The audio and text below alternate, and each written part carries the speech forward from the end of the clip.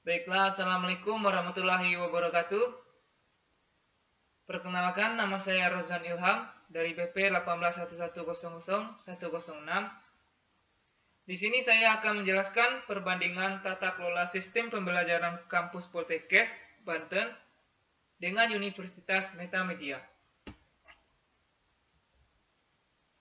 Politeknik Kesehatan Kementerian Kesehatan Banten atau biasa disingkat Poltekkes Banten adalah perguruan tinggi kedinasan yang berada di Jalan Syekh Nawawi, Al-Bantani nomor 12, Kota Serang, Banten.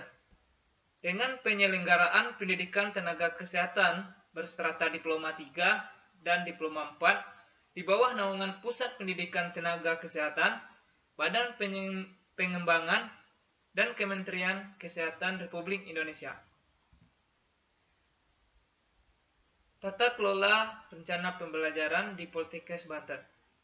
Yang pertama, melakukan perencanaan kurikulum dan rencana pembelajaran dalam setiap mata kuliah. Penyusunan kurikulum perguruan tinggi memperhatikan dan merujuk pada Undang-Undang Republik Indonesia Nomor 12 Tahun 2012 tentang Pendidikan Tinggi dan Kerangka Kualifikasi Nasional Indonesia atau disebut dengan KKNI. Perpres Republik Indonesia Nomor 8 Tahun 2012. Yang kedua adalah menyusun kebijakan, rencana strategis dan operasional terkait dengan pembelajaran yang dapat diakses oleh civitas akademika dan pemangku kepentingan serta dapat dijadikan pedoman bagi program studi dalam melaksanakan program pembelajaran. Yang ketiga adalah menyelenggarakan pembelajaran sesuai dengan jenis dan program pendidikan yang selaras dengan capaian pembelajaran lulusan. Yang keempat, melakukan pemantauan dan evaluasi terhadap kegiatan program studi dalam melaksanakan kegiatan pembelajaran.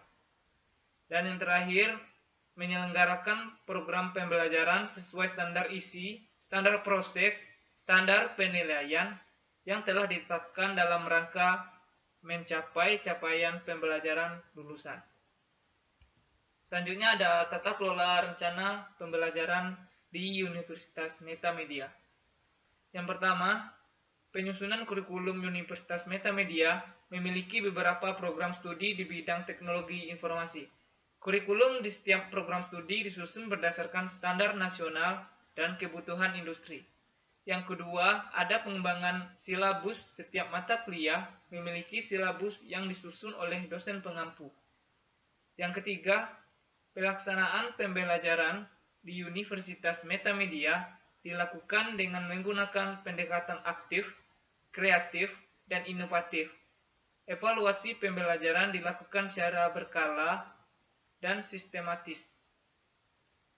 Yang keempat, ada pemantauan dan perbaikan. Universitas Metamedia terus memantau dan memperbaiki proses pembelajaran agar sesuai dengan kebutuhan dan tuntutan dunia kerja. Dan yang terakhir ada pengembangan sumber daya manusia. Universitas Metamedia juga melakukan pengembangan sumber daya manusia atau SDM baik bagi dosen maupun bagi mahasiswa. Nah, selanjutnya perbandingan tata kelola sistem pembelajaran Poltekkes Banten dengan Universitas Metamedia.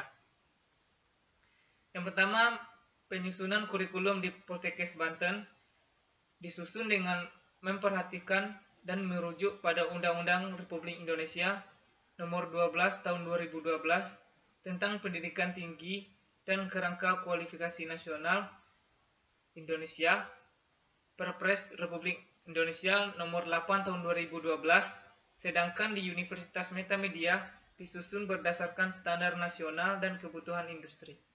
Yang kedua ada evaluasi pembelajaran di Poltekkes, melakukan evaluasi atas capaian sasaran yang telah ditetapkan sebelumnya.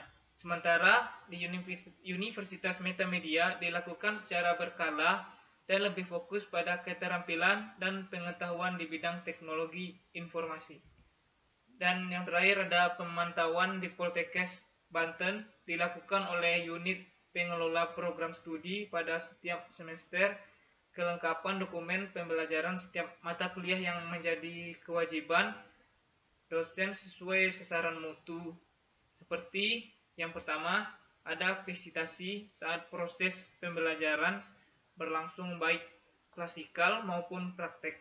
Dan yang kedua ada hasil monitoring dan evaluasi subunit penjaminan mutu sebagai tindak lanjut hasil temuan pada kegiatan audit mutu internal oleh auditor internal. Dan yang ketiga ada memantau keberadaan sasaran dan rencana manajemen mutu atau RMM pada masing-masing subunit penunjang. Sedangkan di Universitas Metamedia lebih berfokus pada pengembangan sumber daya manusia atau SDM, kebutuhan industri di bidang teknologi informasi. Baiklah, hanya itu yang dapat saya sampaikan.